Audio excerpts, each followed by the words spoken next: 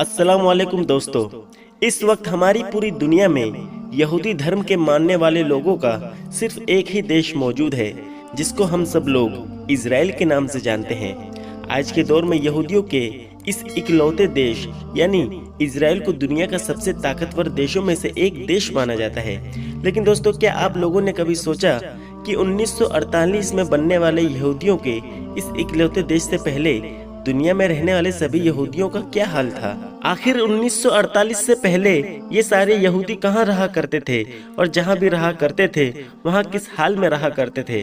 तो दोस्तों, आप लोग जब कभी भी 1948 से पहले की यहूदियों की हिस्ट्री पढ़ने की कोशिश करेंगे तो जिस इंसान का नाम आपको इतिहास में सबसे पहले मिलेगा वो कोई और नहीं बल्कि अडोल्फ हिटलर का मिलेगा।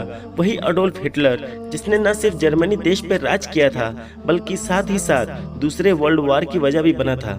दोस्तों, हिटलर ही वो इंसान था कि जिसने आज से लगभग 75-80 साल पहले लगभग 60 लाख से भी ज्यादा यहूदियों को सिर्फ और सिर्फ 4 से 5 साल के अंदर ही कत्ल कर डाला था। न सिर्फ कत्ल किया था बल्कि साथ ही साथ वो हमेशा हमेशा के लिए हमारी इस पूरी दुनिया को यहूदियों से पाक कर देना चाहता था। हिटलर को यहूदियों से कितनी ज्यादा नफरत थी, इस बात का अंदाजा सिर्फ और सिर्फ आप इस बात से लगा सकते हैं कि हिटलर की जिंदगी का सबसे बड़ा मकसद ही यही था कि काश वो किसी दिन पूरी दुनिया से यहूदियों को खत्म कर सके। और अपने इस मकसद को पूरा करने के लिए हिटलर ने अपने दौर में ऐसे ऐसे कदम उठाए थे कि जिससे न सिर्फ जर्मनी बल्कि पूरी दुनिया ही हिल गई थी। लेकिन दोस्तों, अब सवाल ये भी है कि आखिर हिटलर यहूदियों से इतनी ज्यादा नफरत क्यों किया करता था और आखिर ऐसा क्या हो गया था जिसकी वजह से हिटलर यहूदियों को हमेशा हमेशा के लिए इस दुनिया से खत्म कर देना चाहता था। तो दोस्तों, आपको बताते चले कि हिटलर का ये मानना था कि यहूदी एक गद्दार कौम है और पहले विश्व युद्ध में यानी फर्स्ट वर्ल्ड वॉर में जर्मनी की हार का अगर कोई जिम्मेदार है तो वो सिर्फ और सिर्फ यहूदी कौम है। क्योंकि यहूदी कौम जो खुद भी जर्मनी में रहा करते थे, उन्होंने अपने देश जर्मनी का साथ देने के बजाय अंदरूनी तौर पर फर्स्ट वर्ल्ड वॉर में हमारे दुश्मनों का ही साथ दिया था और हमारे साथ गद्दारी की थी। इसके अलावा हिटलर का यह भी मानना था कि पूरी दुनिया में जर्मनी ही वो इकलौती कौम है जो पूरी दुनिया पर हुकूमत करने की असली हकदार है और माहौल को सही रखने के लिए जरूरी है कि हम गुलाम और निचली कौमों को खत्म कर दे, क्योंकि ये इंसान की तरक्की में रुकावट बनती है। क्योंकि दोस्तों, उस दौर में यहूदी भी बहुत ज्यादा गरीब हुआ करते थे, जिसकी वजह से हिटलर इस पूरी कौम को भी घटिया और गुलाम कौम समझा करता था। इन तमाम चीजों के साथ साथ नफरत की एक वजह ये भी थी कि क्योंकि हिटलर धर्म से ईसाई था और एक ईसाई होने के नाते वो यहूदियों से नफरत किया करता था।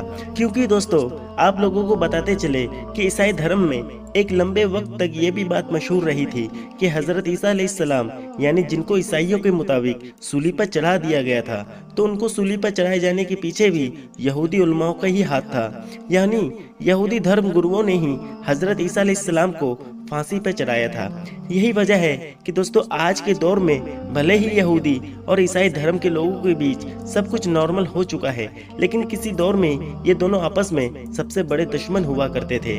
और इन्हीं तमाम बातों की वजह से ही हिटलर यहूदियों को हद से ज्यादा नफरत किया करता था। और इसी नफरत की वजह ही थी कि जैसे ही हिटलर ने जर्मनी की हुकूमत को संभाला था तो फौरन जर्मनी में रहने वाले यहूदियों पर तरह तरह की पाबंदी लगाना शुरू कर दी थी, जिन पाबंदियों से परेशान होकर हजारों यहूदियों ने जर्मनी को छोड़कर भागना शुरू कर दिया था।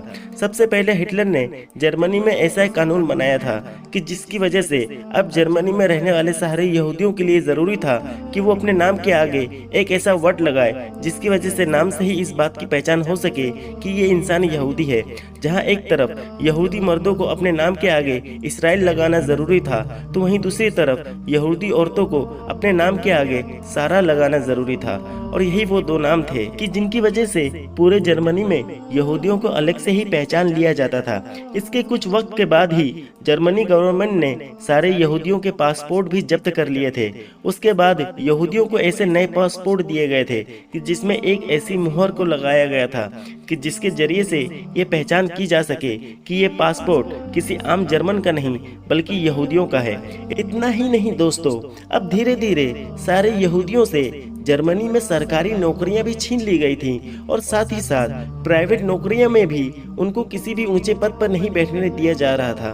और फिर कुछ वक्त के बाद ही हिटलर की गवर्नमेंट ने एक नया कानून भी बना दिया था, जिस कानून के तहत अब जर्मनी में रहने वाले हर यहूदियों के लिए जरूरी था कि वो अपने कपड़ों में एक ऐसा बैज लगाए जिसकी वजह से ये पहचान हो सके कि ये इंसान यहूदी है। दोस्तों, सिर्फ कपड़ों पर ही नहीं बल्कि अब यहूदियों के लिए उनके घर पर भी ये बैज लगाना जरूरी कर दिया गया था। यानी घर को भी बाहर से ही पहचान लिया जाता था कि ये घर किसी यहूदी का है या फिर गैर यहूदी का। इन तमाम चीजों की वजह से अब धीरे धीरे यहूदियों का जर्मनी में रहना बहुत ज्यादा मुश्किल हो चुका था। आए दिन उन लोगों के ऊपर हमले होना भी तेज हो गए थे। कभी उन लोगों के घरों को जला दिया जाता था तो कभी उनकी दुकानों को जला दिया जाता था, जिसकी वजह से कभी कभी बहुत सारे यहूदियों को अपनी जान भी गंवानी पड़ती थी। लेकिन दोस्तों, खौफ और डर का असली खेल तो 1939 यानी 39 से शुरू हुआ था, जब हिटलर की फौज ने सारे यहूदियों को चुन चुन कर कैंपों में भरना शुरू कर दिया था।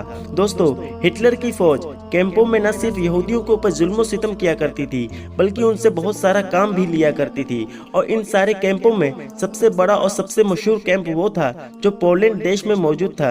यही वो कैंप था कि जिसमें लाखों यहूदियों को कत्ल किया गया था। दोस्तों, हिटलर की खुफिया एजेंसी की ये जिम्मेदारी थी कि वो पूरे यूरोप से यहूदियों को ढूंढ ढूंढ कर लाया करती थी, जिनको बाद में इसी कैंप में डाल दिया जाता था। हिटलर ने अपने कैंप में बड़े बड़े हॉल भी बनवा रखे थे जिनको गैस चैम्बर के नाम से जाना जाता था। यानी ऐसा हॉल जो हर तरफ से बंद हुआ करता था। बहुत सारे यहूदियों को एक बार में ही उस हॉल के अंदर बंद कर दिया जाता था और फिर उसके बाद उस बंद हॉल में यानी गैस चैम्बर में जहरीली गैस को छोड़ दिया जाता था, जिसकी वजह से अंदर बंद इंसानों का दम घुट जाया करता था और एक ही बार में हजारों यहूदियों की मौत हो जाया करती थी।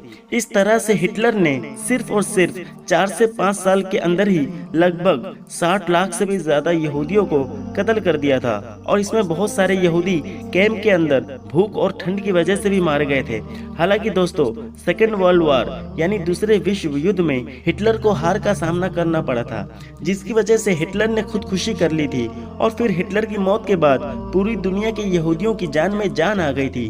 दोस्तों, इसी सारी जुल्म सितम के बदले में मिली हुई हमदर्दी का ही नतीजा था कि 1948 में दुनिया के बहुत सारे देशों ने पूरी दुनिया के यहूदियों को सपोर्ट करते हुए उन्हें इजराइल नाम का एक नया देश सौंप दिया था, जिसे आज भी हम लोग बखूबी देख सकते हैं। फिलहाल दोस्तों, आज की अपनी वीडियो को हम यहीं पर खत्म करते हैं।